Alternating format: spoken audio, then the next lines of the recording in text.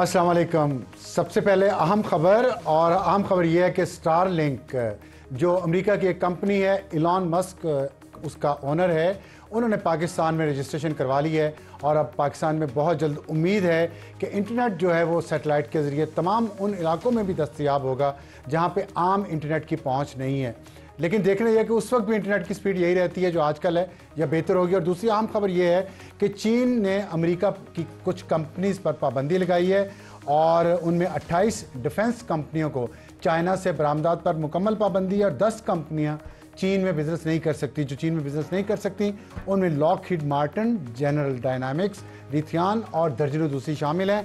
और ये पाबंदियां चीन की नेशनल सिक्योरिटी को महफूज करने के लिए लगाई गई हैं। ये चीन का मौक़िफ़ है और इसका थोड़ा सा बैकग्राउंड ये है कि सितंबर में पाकिस्तान के मिसाइल को सपोर्ट करने पर चीन की 5 कंपनियों पर अमेरिका ने पाबंदी लगाई थी और उसके बाद 18 दिसंबर को अमेरिका ने पाकिस्तान के बैलिस्टिक मिसाइल प्रोग्राम के पे काम करने वाली मजीद कंपनियों पर पाबंदी लगाई, जिसमें नेशनल डिफेंस कॉम्प्लेक्स भी था पाकिस्तान का। तो ये जो पाबंदियाँ आज चाइना ने लगाई हैं, ये अमेरिका की उन पाबंदियों का जवाब है और उस धमकी का भी जवाब है जो नए मुंतखब सदर डोनाल्ड ट्रंप ने लगाई है कि वो आते ही चीन से दरामद होने वाली तमाम अशिया पर 60% ड्यूटी लगा देंगे। और अगर ये ड्यूटी अमेरिका ने लगाई तो चीन ने भी पहले पाबंदियां लगा दी और चीन ने बड़ा वाज़े ये मौक़िफ़ दे दिया है कि अमेरिका के साथ वो उसी तरह डील करेगा जिस तरह अमेरिका उसके साथ डील करेगा। और आप बढ़ते हैं आज के हमारे प्रोग्राम की तरफ और हमारी आज की टॉप स्टोरी होगी हुकूमत पीटीआई डील होगी या लड़ाई। इसमें हम बात करेंगे। हमें ज्वाइन किया है फवाद चौधरी साहब ने, जो सीनियर सियासतदान है इस्लामाबाद स्टूडियो से। और फिर उसके बाद हमारा आज का हॉट इशू होगा जो है कि महंगाई और बेरोज़गारी का इलाज दुनिया ने क्या निकाला है और हम इस पे काम क्यों नहीं कर पा रहे। और इसमें हमें मोहम्मद नदीम इकबाल ज्वाइन करेंगे जो बानी चेयरमैन हैं ऑर्गेनिक पाकिस्तान के, और इसमें बताएंगे कि पाकिस्तान के शहरों में बहुत सारी जो ज़मीन है जो बेकार पड़ी हुई है उस पर सब्जियां लगाने के कितने मौके हैं और किस किस मुल्क ने ये काम किया है और उससे बेरोज़गार नौजवानों के लिए कैसे रोज़गार पैदा किया है। और ये हमारे उस एडिटोरियल के बाद हमें इस पर बहुत ज़्यादा रिस्पांस आया था जिसमें हमने उन कंपनीज़ का बताया जहाँ पे पाकिस्तान के पढ़े लिखे नौजवान जाकर ऑनलाइन जॉब्स ढूंढ सकते हैं और काम कर सकते हैं। ये उसका दूसरी आप किस समझ लें। और हमारा आज का एडिटोरियल होगा कराची के बारे में, जहाँ पे एक बच्चा गटर में गिरकर जाँ बहक हो गया और उस गटर का ढक्कन नहीं था। वो ढक्कन गायब होने का जिम्मेदार वो नशई है जो ढक्कन उठा के ले गया और उसने बेच के नशा ख़रीदा। या सूबाई हुकूमत है, या बल्दियाती हुकूमत है, या वफाकी हुकूमत है। शुरू करते हैं आज की टॉप स्टोरी से। पीटीआई हुकूमत डील होगी या लड़ाई। फवाद चौधरी साहब अस्सलाम वालेकुम and welcome to the show. एक तो ये जो आपने अभी स्टारलिंक का बताया है ना, इसमें मैं आपको थोड़ी सी ये ज़रूर ये कहना चाहता हूँ कि ये बात तो बार बार हो रही है कि स्टारलिंक आ जाएगा तो पता नहीं क्या हो जाएगा, बट फैक्ट इज़ कि हमारे जैसे मुल्क के लिए स्टारलिंक बड़ा महंगा है। मतलब आप एवरेज लगाएं 35-40 हज़ार रुपया महीना होगा अगर आएगा, तो अगर स्पेशल रेट्स नहीं देते तो एक सब्सक्राइबर। जी। अच्छा, तो इतना महंगा हमारे यहाँ शायद इतने लोग अफोर्ड ना कर सकें। लेकिन असल में तो देखें, हमें अपनी सैटेलाइट पॉलिसी को रिव्यू करने की ज़रूरत है, जो मैंने तो बड़ी कोशिश की थी। आप थे भी स्पार्को में? मैंने बड़ी कोशिश, साइंस एंड टेक्नोलॉजी के। स्पार्को तो बाकी सारियों की तरह वो भी बेचारा जो है वो उधर ही है जिधर बाकी पाकिस्तान है, ये अब फौज के पास है। अच्छा, तो उसमें हंसने की तो कोई बात नहीं है मेरा ख्याल। मैं कह रहा हूँ साइंटिस्टों के पास नहीं है ना उधर। अच्छा। तो वो साइंस मिनिस्ट्री में होता था अच्छे वक्तों में, तो वहाँ पे ये ज़रूरत है कि सैटेलाइट मिनिस्ट्री जो है ना आप पॉलिसी, उसको आप रिव्यू करें। ये बेसिकली लोअर ऑर्बिट सैटेलाइट्स अब आ गए हैं, अब चाइना भी इसमें है। तो आपको ये पॉलिसी जब आप रिव्यू करेंगे और आप इसमें मुकाबला डालेंगे चाइना का, तो फिर ये कीमतें नीचे होंगी। नहीं तो अगर स्टारलिंक फर्ज करें आता है और उसके आने से नहीं उसको सब्सक्राइबर्स मिलते तो पाकिस्तान का उसमें नुकसान तो कोई नहीं है कि है?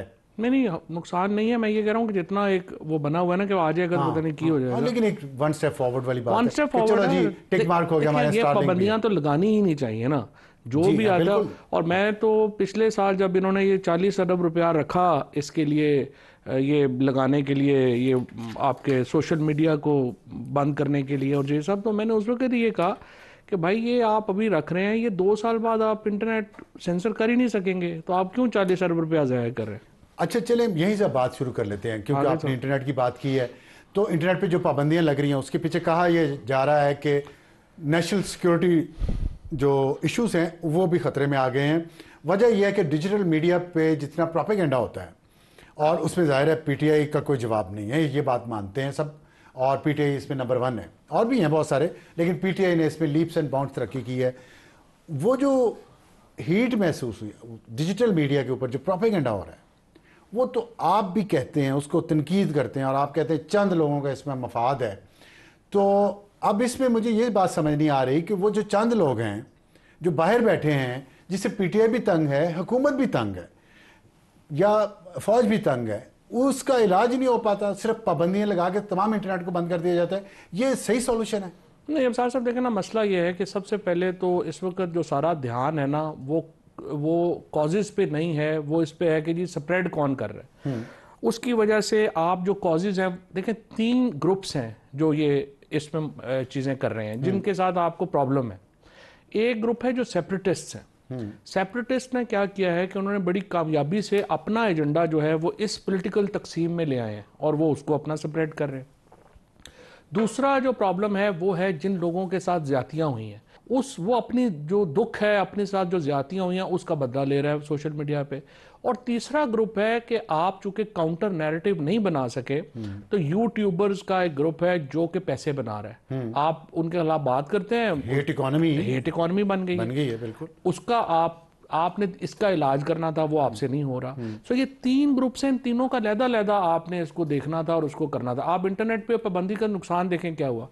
आपने जो लोकल लोग थे, जो बहरहाल कुछ ना कुछ बैलेंस थे, आपके कंट्रोल में भी थे, यहाँ पे भी थे, उनको शर्म या भी थी, उन सबको आपने बैन कर दिया और खुली जगह दे दी जो बाहर बैठे हुए लोग, जिन पे आपका कोई कंट्रोल नहीं है।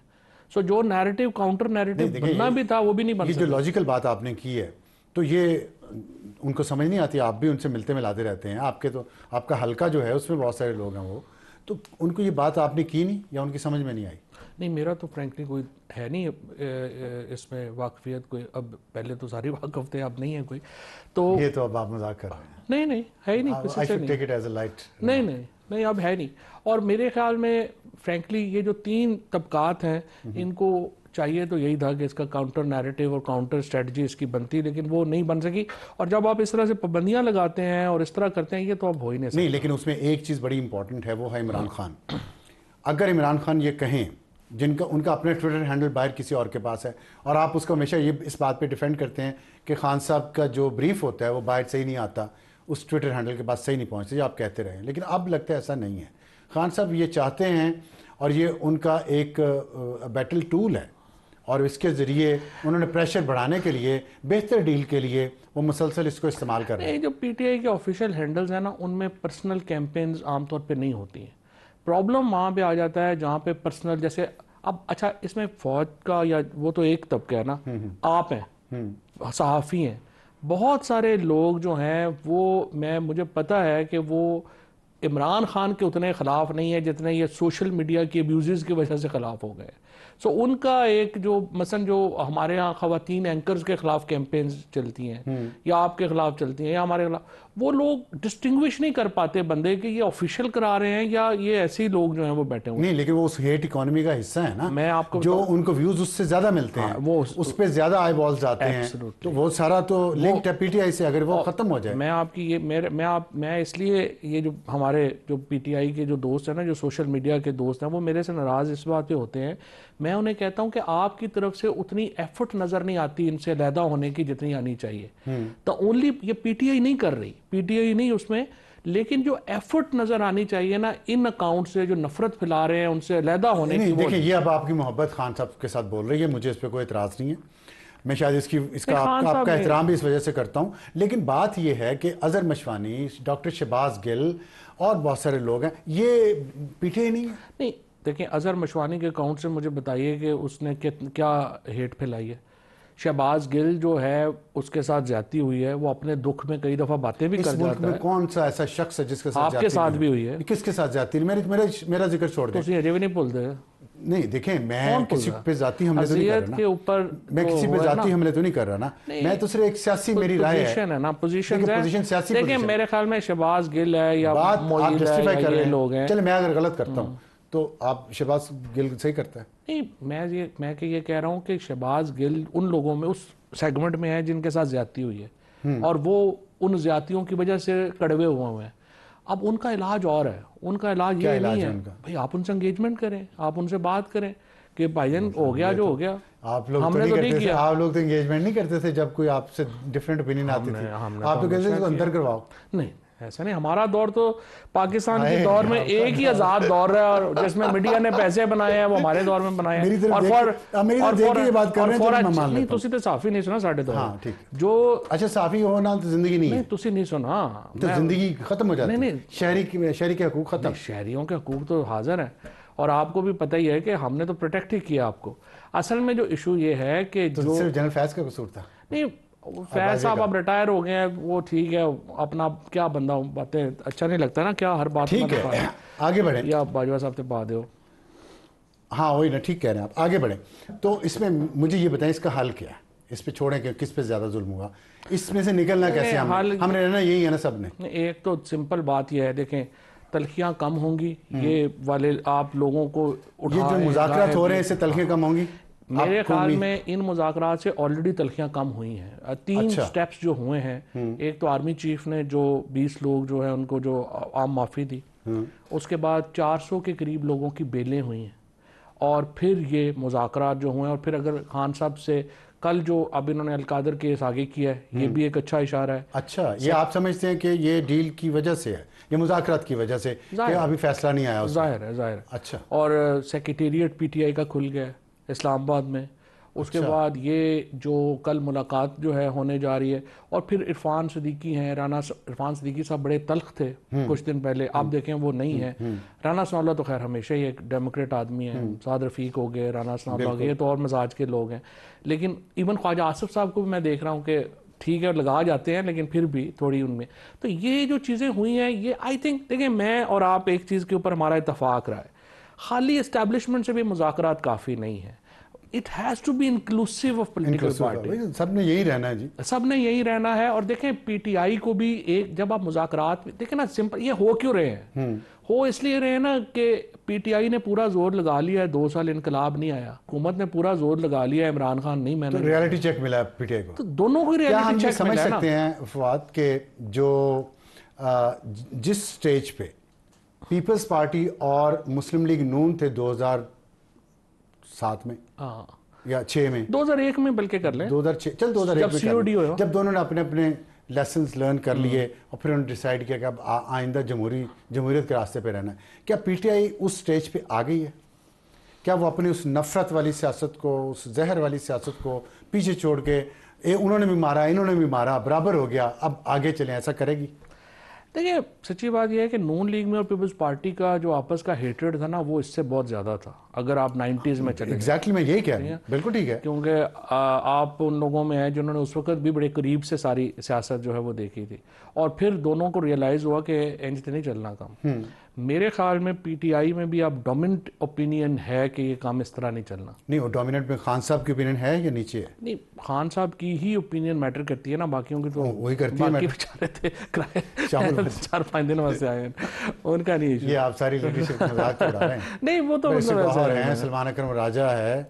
नहीं देखे ना, ये तो खुशकिस्मत लोग हैं ना, इनके ऊपर कभी कोई पर्चा हुआ ना, इनको ECL पे कभी डले ना कुछ हुआ, नहीं कुछ गिरफ्तार नहीं हुए कभी, नहीं कभी पर्चे भी कोई नहीं है, वो भी ऐसे ही मजाक ही। अच्छा तो चले इन पे आते हैं, लेकिन मुझे ये बताइए कि खान साहब के लेवल पे चेंज ऑफ माइंड है? नहीं बिल्कुल, मेरी तो जो भी 3 मुलाकातें हुई हैं खान साहब से, खान साहब कोई उसमें वो नहीं है कि कोई उन्होंने वो लड़ाई करने के उसमें नहीं है, ना ही वो बल्कि चाहते हैं तलखियाँ कम हो। देखिए सीधी बात है, इस वक्त मुल्क नॉर्मल होता है, फ़ायदा तो इमरान खान को है क्योंकि लोग तो इमरान खान के साथ हैं। सो पीटीआई का और इमरान खान का तो मुद्दा ये होना चाहिए कि पाकिस्तान नॉर्मल हो और नॉर्मल हो के इलेक्शनों की तरफ चले। अच्छा ये बताएं कि आपने ये जो बात की है अभी कि खान साहब के थोड़ा चेंज ऑफ थॉट्स हैं, तो चेंज ऑफ थिंकिंग है, तो एक कमेटी बनना इटसेल्फ इज ठीक है। अभी आप बार बार कहते रहे कि नवाज शरीफ को अपना रोल प्ले करना पड़ेगा पाकिस्तान की सियासत में। इस वक्त आप क्या समझते हैं, नवाज शरीफ को क्या रोल प्ले करना? मेरे ख्याल में नवाज शरीफ साहब का रोल तो देखे ना, मुझे नहीं पता फ्रेंकली कि मैं तो उन्हें जानता नहीं हूँ और इतना, लेकिन मुझे नहीं समझ आ रही कि वो क्यों एक सेक्लूजन में है। जो भी है, नवाज शरीफ की 50 साल की सियासत है, उनसे ज़्यादा सीनियरिटी तो शायद इस इलाके में किसी की नहीं होगी। सो इलाके से मुराद मतलब रीजन में, सब कॉन्टिनेंट में उनसे सीनियर बंदा तो कोई नहीं होगा ना। अब ये नवाज शरीफ जो थे, अगर वो रोल प्ले करना चाहें और एक सीओडी की तरफ ही जाना है ना बेसिकली, तो चार्टर ऑफ डेमोक्रेसी की तरफ ही उम्मीद जाना है ना। आपको? मेरे ख्याल में टेम्परेचर नीचे आ गया तो हम इधर ही जाएंगे। ठीक है, तो फिर उसमें उसमें उसमें क्या रोल आप बता रहे थे नवाज शरीफ को प्ले करना चाहिए? नवाज शरीफ साहब को रोल ये, पहले तो उनके पास मौका था कि 9 फरवरी को वो अपनी शिकस्त तस्लीम करते, जो उन्होंने नहीं की है। अब भी उन्हें ये है कि वो बात करें, वो बात अगर इमरान खान से डायरेक्ट नहीं करना चाहते तो ना करें। महमूद अचकज़ई उनके दोस्त हैं, फजलुर रहमान साहब उनके दोस्त हैं, वो उनसे बात करें कि देखें हम शेड्यूल बनाते हैं कि कब जो है वो हम अगला इलेक्शन जो है वो करवाएंगे, और कैसे हम उससे पहले पहले हम जुडिशल की इंडिपेंडेंस जो है, जुडिशल इंडिपेंडेंस, इलेक्शन कमीशन की इंडिपेंडेंस के ऊपर हम क्या इकदाम चाहते हैं और इमरान खान क्या इकदाम। बहुत मुश्किल काम है वे सारे। ये नहीं, कोई मुश्किल नहीं है, अगर कंसेंसस हो तो अगर कौन सा नहीं, कंसेंसस होने तो मुश्किल है, नीयत ठीक हो तो हो सकता है। नियत ठीक हो। लेकिन उसमें खान साहब चाहेंगे कि हमारे जजेस हों, दूसरी पार्टी जाएंगे हमारे जजेस हों, उसका क्या इलाज है? देखिए ना, देखिए एक तो आप इस बात को तस्लीम करेंगे ना कि अदलिया का रोल पाकिस्तान की तारीख में बहुत मनफी रहा है पार्लियामेंट के खिलाफ। उसको कंट्रोल, उसको चेन इन तो करना जरूरी है, रेन इन करना जरूरी है ना। नहीं, उसके लिए देखें ना, इंपॉर्टेंट ये है कि जिस तरह से बरतानिया में है, बरतानिया में एक इंडिपेंडेंट कमीशन है जो कि अपॉइंटमेंट्स करता है, और उसके बाद एक प्रोसेस है जिसके जरिए जुडिशल कमीशन को बेहतर किया जा सकता है, जुडिशल कमीशन को without touching the 26th amendment. अच्छा ये बताएं कि इसमें आपने कहा है कि नवाज शरीफ अगर मौलाना फजल रहमान से मिल रहे हैं, महमूद अचकज़ई से मिल रहे हैं, आप ये क्यों समझते हैं कि नवाज शरीफ, इमरान खान और आसिफ अली जरदारी या मौलाना फजल रहमान, महमूद अचकज़ई, तमाम बड़े लीडर ये इकट्ठे नहीं बैठ सकते? अभी बैठ सकते हैं, लेकिन पहले मरहले में इकट्ठे बैठना जरा ऑड लगेगा ना लोगों को। मतलब इमरान खान, देखे ना, इमरान नवाज शरीफ साहब, नवाज शरीफ के अपने नीचे लोग हैं जो पीटीआई से नफरत करते हैं, और पीटीआई में लोग हैं जो इमरान खान, नवाज शरीफ को नहीं देखना चाहते। सो पहले मरहले में झटका तो नहीं ना देना, तो बेस्ट ऑलवेज इस सिचुएशन में होता है कि आप इनडायरेक्ट। अच्छा एक और सवाल मैं आपसे पूछना चाहूँ, नफरत की जो सियासत है ना वो बिकती है, पॉपुलिज्म जो है वो बिकता है आजकल, वैसे भी एक ट्रेंड है। क्या पीटीआई या खान साहब इस पॉपुलिज्म को छोड़ के इस रियल पॉलिटिक की तरफ आएंगे जिसका जिक्र आप कर रहे हैं, और जो मैं भी यही चाहता हूँ? मैं देखिए ना, उन्होंने पूरा पाकिस्तान, उन्होंने जो कमेटी बना दी है, उन्होंने जो मुज़ाकरात शुरू किए हैं, चेंज तो इमरान खान साहब के अब स्टेप है, हुकूमत ने कितने स्टेप्स लिए आपने खुद गिनवाए हैं? नहीं, उन्होंने भी बड़े स्टेप्स लिए हैं। मेरा ख्याल है उनकी बात देखो ना, वो देखें इमरान खान को आपने, मैंने जब खान साहब से बात की तो देखें उनके साथ जो ज्यादतियां हैं उनकी भी तो एक लंबी फहरिस्त है ना। 10 महीने उनकी बेगम को बेगुनाह जो है वो जेल में रखा गया। फिर जो दूसरा ये काम करते हैं कि 5 दिन उनकी बिजली बंद कर दो, वो अपना अंधेरे में डेथ सेल में बंद हैं, इस टाइप की जब आप करते हैं तो बंदा बिटर होता है, और 1.5 साल हो गया वो बिटर हैं बड़े। सो मेरे ख्याल में इमरान खान ने काफ़ी आगे गए हैं। लीडर इंचुन से भाव होने चाहिए। वो इंसान है ना, आप और मेरे जैसे लोग तो बिटर हो सकते हैं। नहीं, इंसान होना हमें भी नहीं चाहिए। नहीं, लेकिन फिर भी मेरा ये ख्याल है कि ये जो सिचुएशन अभी जा रही है ना, अगर ये 2 हफ्ते और ना होगी और एक्सट्रीमिस्ट जो नून लीग में भी होंगे और पीटीआई में भी होंगे और पीटीआई के सोशल मीडिया में भी होंगे, वो लोग जो हैं अगर उनको सूट नहीं करता। ये तो पाकिस्तान इंडिया वाली सिचुएशन लग रही है, हम ऐसे ही करते थे, देखते रहे, इसीलिए 76 साल में कुछ हम आगे नहीं बढ़ सकते। हाँ, वो होंगे यहाँ पे ये कोई उम्मीद रखें कि आगे बढ़ेंगे? अभी तक बढ़ रहे हैं। आज जब हम बात कर रहे हैं तो बातचीत भी आगे बढ़ रही है, गुफ्तगू भी आगे बढ़ रही है, और अच्छी चीजें भी हो रही हैं। सो लेट्स होप कि दिस कंटिन्यूज फॉर 2 वीक्स मोर। देखिए ना, इंटरनेशनल प्रेशर भी तो है ना। अभी पाकिस्तान में एक और भी इम्पॉर्टेंट चीज़ आपने देखनी है कि एक यहाँ पे प्रोफेसर है हमारे, वॉशिंगटन में पढ़ाते हैं, सीनियर आदमी हैं। उन्होंने पिछले दिनों आए, उन्होंने कुछ लोगों से मिले यहाँ पे, तो उन्होंने ये कहा कि देखिए आप 20 से पहले कोशिश करें कि पाकिस्तानी आपस में बैठ के मसले हल कर लें, क्योंकि बाहर से जब हल करते हैं तो हसन की बात कर रहे हैं जी, हसन अब्बास आए थे, और तो उन्होंने ये कहा कि आपस में बैठ के मसला, बड़ा अच्छी एडवाइस थी। अब देखिए 20 के बाद पाकिस्तान पे प्रेशर तो आना है, ये तो आप छोड़ दें कि नहीं आना। बेहतर है कि हम अपनी, और पाकिस्तान, ये देखें ये प्रेशर क्यों आएगा प्रेशर पाकिस्तान पे? वो कई वजूहात हैं। पाकिस्तानी डायस्पोरा की बड़ी प्रेशर है वहाँ पे। कांग्रेस में जो इस वक्त पाकिस्तानी डायस्पोरा का इन्फ्लुएंस है, बड़ा नहीं लगी उस पर, तो डायस्पोरा कुछ नहीं कर सकी। नहीं, उन्होंने जिस पे करना था वो तो उसी पे पहले करेंगे ना, फोकस करेंगे। डायस्पोरा का ये काम है कि पाकिस्तान के मफाद पे जद पड़े तो ना मेरा बोलें। ख्याल है उनका ख्याल है कि individual उनका ख्याल है कि सबसे बड़ा मुफाद पाकिस्तान का ये है कि पाकिस्तान के लोगों को हुकूमत करने का हक मिले, और इमरान खान को हुकूमत करने का हक है क्योंकि लोगों ने उसको वोट दिए। सो पहला तो पाकिस्तानी डायस्पोरा का जो है वो वहाँ पे जो इन्फ्लुएंस है, फिर उसके बाद जो प्रेसिडेंट ट्रंप है उनका एक बड़ा पर्सनल रिलेशनशिप है इमरान खान से, that goes a long time. उसमें आपने एक बयान भी बहुत पुराना है, पहले भी है, इस पे और भी कुछ बातें निकल आई थी और तो शायद। ऐसे मारी जाता है। नहीं वैसे वो बातें सही है कि नहीं? नहीं नहीं, कमाल बात है। अच्छा, ये है पुराना वैसे ट्रंप फैमिली से? पुराना जो है वो रिलेशनशिप है। उसके अलावा जो है फिर इनकी जो इस वक्त जो सिचुएशन है पाकिस्तान की, उसमें पाकिस्तान की जो हम कहते हैं ना इम्पोर्टेंस वो नहीं है। एक्चुअली हम कह रहे होते हैं कि हमारी जो इस्टेब्लिशमेंट की पोजीशन है वो अब अफगानिस्तान में जंग नहीं लड़ रहे, उधर नहीं लड़ रहे, सो इस वक्त डेमोक्रेसी भी याद आ जाती है, रूल ऑफ लॉ भी याद आ जाता है, वो चीज़ें भी याद आ जाती है। सो ये मिल के एक प्रेशर तो पाकिस्तान पे ऑलरेडी बन गया है। रिचर्ड ग्रेनल पाकिस्तान ये प्रेशर फेस नहीं कर सकेगा, बेहतर है हम इसके नीचे गिर जाएगा तो वो नहीं भी ठीक गिरना है ना, होगा, पैसे जो वो लेन देन। देखिए आप यही तो मैं कह रहा हूँ, पहले हल कर लें। अच्छा एक सवाल और है, आखिरी मेरा ख्याल है ये शायद सवाल है कि आप पीटीआई ने, खान साहब ने, और आप भी उस वक्त खान साहब के साथ थे, आप लोगों ने कहा कि जी अमेरिका ने निकलवाया है खान साहब को, साजिश की है, साइफर ये तो रिपब्लिकन खुद कह रहे हैं। ठीक है, नहीं इस पे आते हैं ना, तो अब वो उसमें जो अमेरिकन एम्बेसडर अभी जा रहे हैं वो इसमें शामिल थे? नहीं वो नहीं उन्होंने रिसीव किया सब कुछ, उनके जरिए सब कुछ हुआ। आप उनको फेयरवेल दे रहे हैं, तस्वीरें आई हैं, अली जफर भी उसमें खड़े हैं। अच्छा। पीटीआई ने इतराज़ात करने शुरू कर दिए, लोगों ने इतराज़ करने शुरू कर दिए कि ये है वो अमेरिकी साजिश। अच्छा, ये आपने हो गया। अच्छा, आपने सवाल पूछ लिया। बहुत सारे लोग डोनाल्ड ब्लूम को और डोनाल्ड लू को कंफ्यूज करते थे। ये डोनाल्ड ब्लूम जो था इनका कोई ताल्लुक नहीं था साजिश से। पाकिस्तान में तो थे नहीं थे ना। आपका मतलब एम्बेसडर को बाईपास करके साजिश की अमेरिका ने? मेरी बात नहीं, आप पहले ये बताएं, मेरी बात क्या अमेरिका ने? सर बात तो सुनेंगे, समझ आएगी ना। डोनाल्ड ब्लूम पाकिस्तान में एम्बेसडर ही नहीं थे उस वक्त।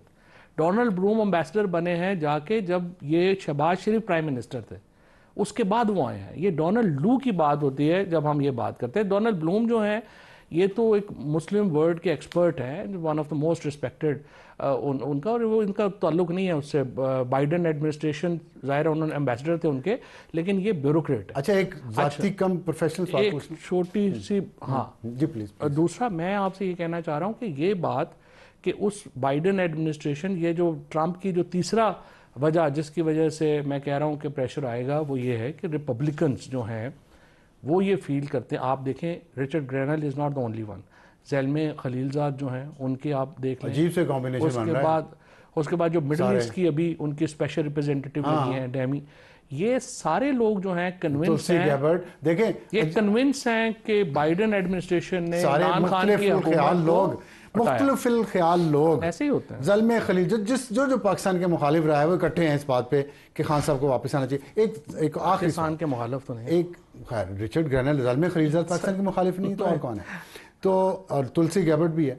मुझे ये बताइएगा कि आपके ज़ाती ताल्लुकात अमरीकियों से बहुत अच्छे हैं, पिछले कुछ सालों से हम देखते रहे, क्या उसका फ़ायदा इमरान खान की रिहाई में भी होगा? नहीं देखिए, ताल्लुकात मेरे तो ज़ाहिर है जो आते हैं हमारे, ये ज़्यादातर लोग फ्रेंकली अब जो आते हैं मैसेज में ये थे जब परवेज़ मुशर्रफ साहब के दौर में ये लोग कई दफ़ा पहले रह के गए। अच्छा, तो फर्स्ट सेक्रेटरी, इसलिए एक उनसे जो है वो पुराना एक ताल्लुक है, उसके अलावा तो ज़ाहिर है इस तरह की बातें तो होती नहीं। बहुत शुक्रिया फवाद शाह, हमसे बात करने के वक्त ब्रेक के बाद वापस आएंगे तो हमारा आज का हॉट इशू महंगाई और बेरोजगारी का इलाज दुनिया ने क्या निकाला, एक छोटे से ब्रेक के बाद।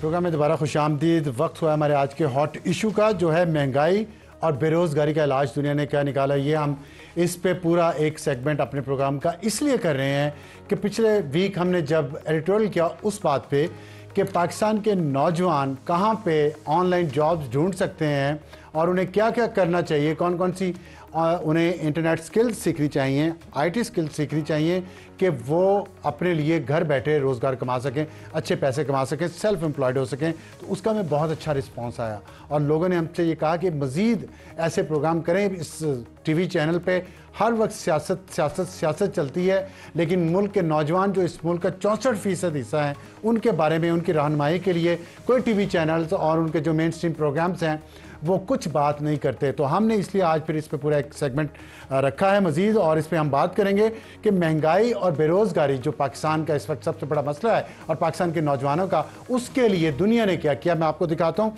कि एक चीज़ होती है अर्बन फार्मिंग, और अर्बन फार्मिंग में क्यूबा जो है और श्रीलंका भी हमारे रीजन का, ये दुनिया में सबसे आगे हैं। शहरों में बहुत सारे ऐसी जगह होती हैं, या आप जो अपनी स्क्रीन पे देख रहे हैं ये क्यूबा के मनाजर हैं। शहरों के अंदर खाली ज़मीनों पे उन्होंने सब्जियां उगाई हैं, वो फ्रूट उगाते हैं और वो टनल फार्मिंग करते हैं, और इसमें वो नौजवानों को कुछ रकबा उस शहर के अंदर वो लीज पे देते हैं, उनको गाइड करते हैं, उनको ट्रेन करते हैं, और इस तरह वो नौजवान जो हैं वो सब्जियां उगा के एक मार्केटिंग सिस्टम के ज़रिए उसको बेचा जाता है पूरे शहर को। ताज़ा अच्छी ऑर्गेनिक सब्ज़ी भी सप्लाई होती है, और बच्चों के लिए, नौजवानों के लिए रोज़गार, एक इज़्ज़त वाला रोज़गार भी मुहैया किया जा सकता है। लेकिन इसमें एक फ़र्क है। ठहरे, पहले मैं आपको दिखाऊं कि जो वाइट हाउस है, अमेरिका के सदर की रहाइश, वहाँ भी यही काम हो रहा है। वहाँ भी वाइट हाउस के अंदर जितनी सब्जियाँ इस्तेमाल होती हैं वो वाइट हाउस के अंदर ही, उसके लॉन में ही उगाई जाती हैं, और वहाँ से ही तमाम मेहमानों के लिए और सदर और उसकी फैमिली के लिए जो खाने बनते हैं वो यही सब्जियाँ इस्तेमाल करते हैं। और दुनिया के बहुत सारे ममालिक में होता है, क्योंकि हमें अमेरिकी नकल करने की ज़्यादा आदत है, इसलिए मैंने अमेरिकी मिसाल भी दी है, क्योंकि क्यूबा का नाम सुन के तो हम शायद डर ही जाते हैं।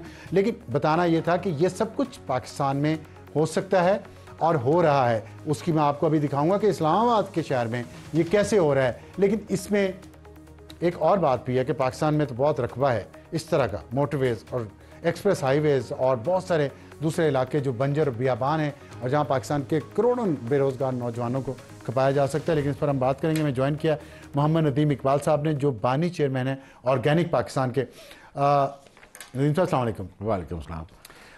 आपको ये आपने एक प्रोजेक्ट इस पर शुरू किया जो मैंने अभी बात की है, और हमने देखा पिछले दिनों पाकिस्तान के बहुत सारे नौजवान डूब के मौत का शिकार हो गए उसमें समंदर में, क्योंकि वो 25-25 लाख रुपया खर्च करके तो यूरोप जाना चाहते थे, पाकिस्तान छोड़ के जाना चाहते थे। वजह यह है कि पाकिस्तान में महंगाई बहुत है और रोज़गार नहीं है, जिससे लोगों का गुजर बसर मुश्किल होता है।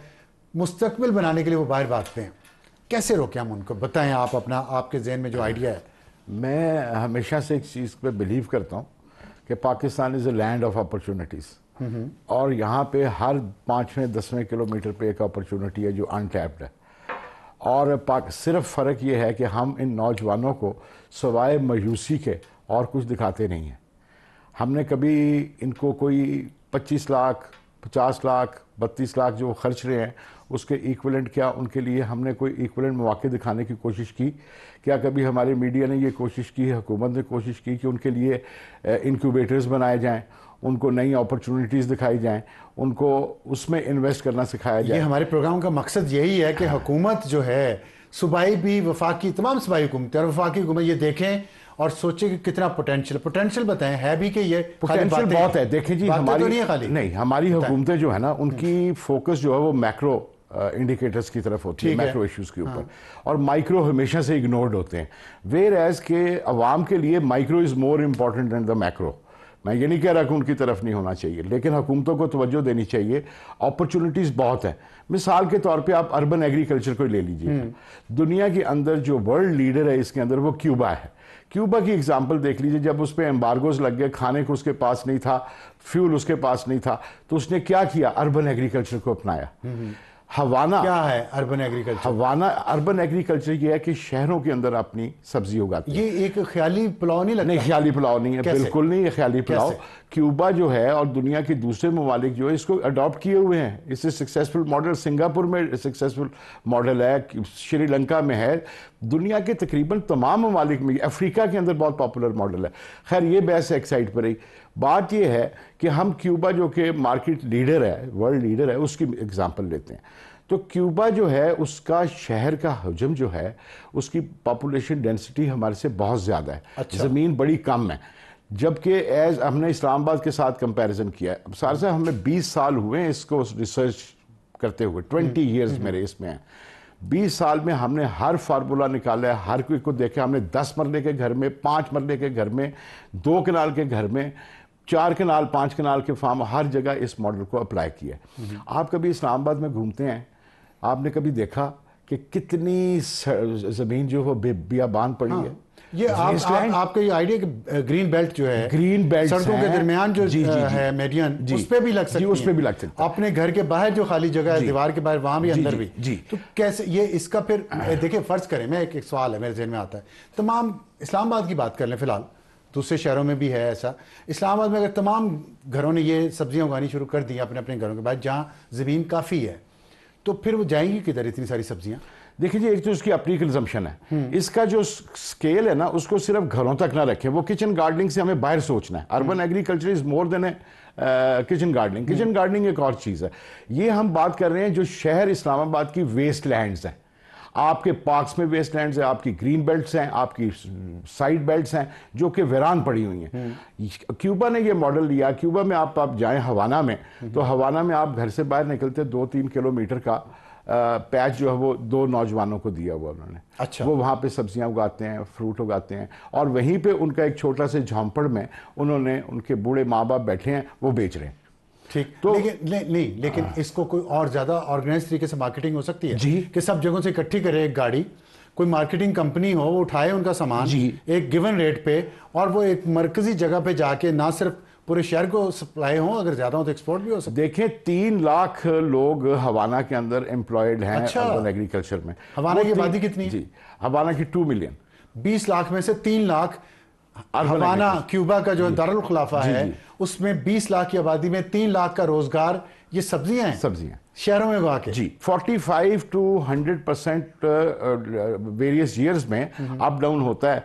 वो अपनी हवाना, अपनी प्रोडक्शन जो है सारी सब्जियों की लोकल लेता है। अब देखें, आपका फॉरेन एक्सचेंज वेस्ट होता है। कभी आपने इस मुल्क में, मैं खप गया हूं, देखूं कहीं से मुझे पता चले कि इस मुल्क के फूड माइल्स पे किसी ने कोई स्टडी की है, कुछ नहीं मिलेगा आपको।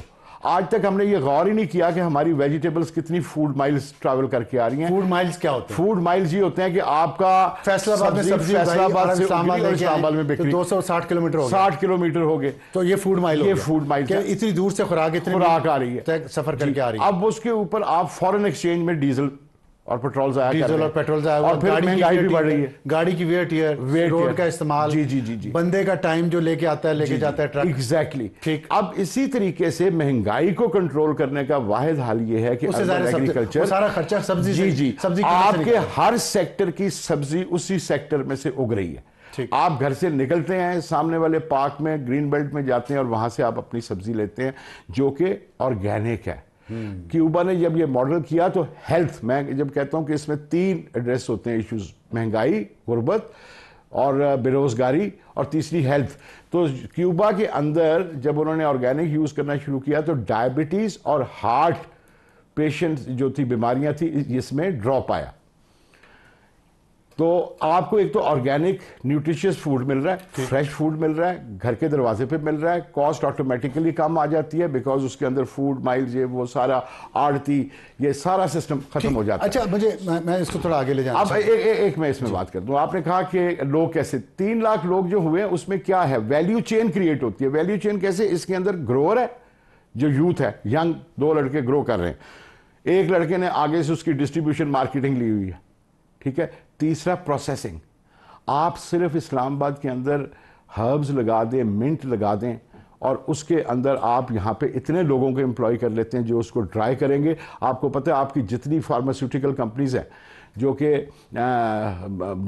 बनाती हैं ये अद्वियात, खांसी वगैरह की, वो ये सारी हर्ब्स जो हैं और ये सारी जो मिंट वगैरह ये इंपोर्ट करती हैं।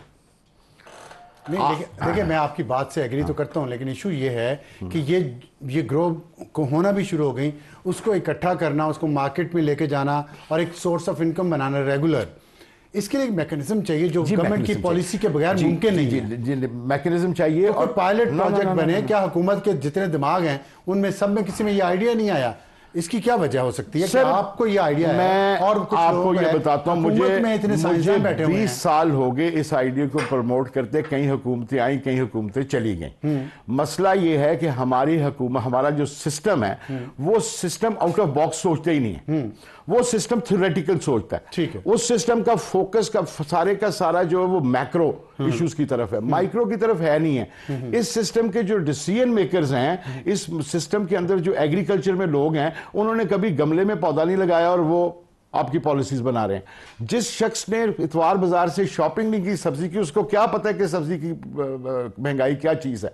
तो ये एक आपके सिस्टम का प्रॉब्लम है। बासी साहब कल आए थे, कह रहे आलू 150 किलो तो ना खाएं, 150 रुपए किलो क्यों ना खाएं? वो देखो, वो कहते हैं मोटा करता है आलू। अच्छा, अब आप मुझे ये बताएं, आप ये तो एक बात होगी ना अर्बन की, मैंने सुना है, आपसे सुना है कि आप जो आपके पास ये आइडिया भी है, और उसकी मुझे वजह बताएं, बेशक नाम ना लें लेकिन वजह बताएं कि मोटरवेज जो हैं बस पेशावर से चलती है इस्लामाबाद, लाहौर, फैसलाबाद और मियाँ चन्नू और फिर खानेवाल और उसके बाद कराची तक वो जा रही है। उसके दोनों तरफ जगह हैं, बहुत सारी लाखों एकड़ ज़मीन बनती है, रेलवे की ज़मीन है, एक्सप्रेस वेज हैं, हाईवेज हैं। आप बताएं वहाँ पे क्या मसला है? सफ़ेदे के दरख्त तो हम देखते हैं सर, और उसका नेमुल बदल क्या है सर? और क्यों नहीं हो रहा? मसला ये है सर कि आपकी रेलवेज की साइड बेल्ट्स और आपकी हाईवेज और मोटरवेज, आपके जो हमसाया मुल्क है और दूसरे ममालिक जो हैं उनके अंदर बकायदा का नाम लें, शर्मा क्यों रहे हैं? इंडिया में बाकायदा तौर पे आपका जो है मोटरवेज हाईवेज की हॉर्टिकल्चर पॉलिसी अलग है। अच्छा जी, इंडिया में उनकी आप गूगल पे जाएं, हॉर्टिकल्चर पॉलिसी निकालें, कर रहे हैं इंडिया में ये सब। जी वहां पे पॉलिसी है, कौन सा दरख्त कहां लगाना है, कौन सा चीज को कहां लगाना है, this is a policy written down. अच्छा, ठीक है। हमारे यहाँ क्यों लगती है सवाए सफेदे के? मैंने खुद 3 दफा अटेम्प्ट की रिप्लेस किया जाए यहाँ पे। एक दफा NARC में जब मैं एडवाइजर था तो हमने ₹2 का पौधा ऑफर किया। इसलिए किस चीज का पौधा? फ्रूट का। किस फ्रूट का? हर इलाके, सिट्रस का, अमरूद का, जामुन का, हर किस्म का फ्रूट उसके इलाके, जैसे इलाका बदलते जाएगा फ्रूट ट्रीज बदलते जाएंगे और वो फ्रूट ग्रो होगा जिसको आप इकट्ठा करें, बेचें या एक्सपोर्ट करें। लेकिन उन्होंने सफेदे के दरख्त सर, इसलिए सफेदे के दरख्त के हमारे फार्मूले में जब आप ये लगाते हैं तो ये फसलें आती हैं ट्रीज लगाने के 5-5 साल बाद। यहाँ पे ट्रांसफर्स होती हैं 2 साल और 3 साल के लिए। उधर फसल वो चाहिए होती है जो 2-3 साल में पैसे दे जाए। गुड, फसल तो नहीं है, ब्यूरोक्रेट्स का माल बनता है। तो नदीम इकबाल साहब, बहुत शुक्रिया हमसे बात करने का। तो जैसा कि आपने सुना कि सफ़ेदे के दरख्त तक तब्दील नहीं किए जा रहे, मोटरवेज के किनारे जो लाखों एकड़ बनता है कि फ्रूट के ट्रीज वहाँ लगा दिए जाएं, जो एक मुस्तकिल सोर्स ऑफ इनकम है। क्योंकि ब्यूरोक्रेट्स की जो अपॉइंटमेंट होती है इदारों के सरबराहों के तौर पे, वो 2 या 3 साल के लिए होती है, और 2 या 3 साल में कौन सा दरख्त आपको मुनाफा दे सकता है, सफ़ेदे का या किन्नू का? इस पर सोचिएगा ज़रा। और ये भी सोचिएगा कि इतनी ज़मीन इस्लामाबाद में, लाहौर में, कराची, कोयटा, पेशावर, तमाम बड़े शहरों में बहुत ज़मीन है, उस पर अगर हम सब्जियां उगाएं और उसकी एक मार्केटिंग सिस्टम बना दें तो रोज़गार मिलेगा नौजवानों को, महंगाई कम होगी, सेहत बेहतर होगी ऑर्गेनिक सब्जियों से, और गुर्बत ख़त्म होगी। 4 फ़ायदे सिर्फ इस काम से हैं सब्जियों पे। वज़ीर आज़म साहब और तमाम वज़राए आला साहब और साहिबा सोचें इस पर और इस पर काम करें। वक्त तो एक ब्रेक का, ब्रेक के बाद वापस आएंगे तो हमारा आज का एडिटोरियल, कराची में बच्चे की मौत, मैन होल का ढक्कन नहीं था, वो गिर के जाम बहक हो गया, जिम्मेदार कौन है? एक छोटे से ब्रेक के बाद। और आज का हमारा एडिटोरियल एक बहुत अहम और एक गमगीन इशू पे है कि कराची में 2 बच्चे गटर में गिर गए।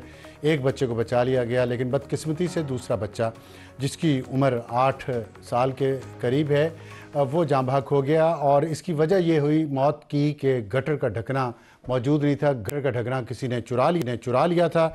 और वहाँ के जो मेयर हैं कराची के, मुर्तज़ा वहाब, जिनका ताल्लुक़ पाकिस्तान पीपल्स पार्टी से और बहुत अच्छा काम कर रहे हैं, पिछले कुछ सालों से हम उन्हें देख रहे हैं, काफ़ी एक्टिव भी हैं, लेकिन उन्होंने ये कहा है कि ढक्कनों की गुमशदगी जो है वो नशेई अफराद करते हैं, इसलिए अपेरेंटली उनका मतलब था कि हमारा इसमें कोई कसूर नहीं है, उन नशेई अफराद का कसूर है। लेकिन जो टाउन चेयरमैन है वहाँ के गौहर खट्टक, उनके मुताबिक मैन होल पर ढक्कन लगाना वाटर कॉरपोरेशन का काम था, जो कि जाहिर है सिटी गवर्नमेंट के अंडर आती है। और उन्होंने कहा कि वो हमें भी ढक्कन नहीं देती, ना खुद लगाती है।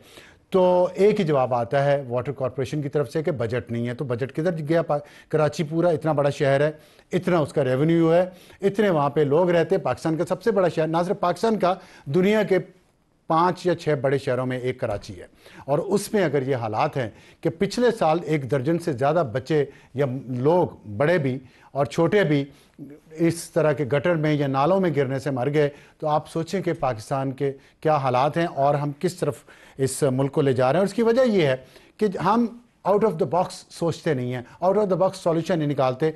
जो लोहे का ढक्कन है वो चुराया जाएगा क्योंकि उसकी थोड़ी बहुत कीमत मार्केट में मिलती है। उसका अल्टरनेटिव पूरी दुनिया ने निकाल लिया है और वो ये है कि लोहे का ढक्कन नहीं बनाते बल्कि वो वेस्ट मटेरियल का ढक्कन बनाए जाते हैं अब गटर के, जो कि प्लास्टिक या थिक रबड़ जिसे आप कहते हैं, जिसकी कोई कीमत नहीं मिलती लेकिन वो काम लोहे के ढक्कन जैसा ही करते हैं। इसके बाद अगर क्या हम ये चीज़ अडॉप्ट नहीं कर सकते, क्या कोई ये पहिया दोबारा ईजाद करना पड़ेगा या इसके लिए स्पेस टेक्नोलॉजी की ज़रूरत है? किसी चीज़ की ज़रूरत नहीं है, सिर्फ नीयत की ज़रूरत है और ईमानदारी की ज़रूरत है। इस काम में भी कि शहरों में सब्जियां उगाई जाएं, मोटरवेज के किनारे फलों के दरख्त लगाए जाएं और गटर के ढक्कन जो हैं वे बनाए जाएं।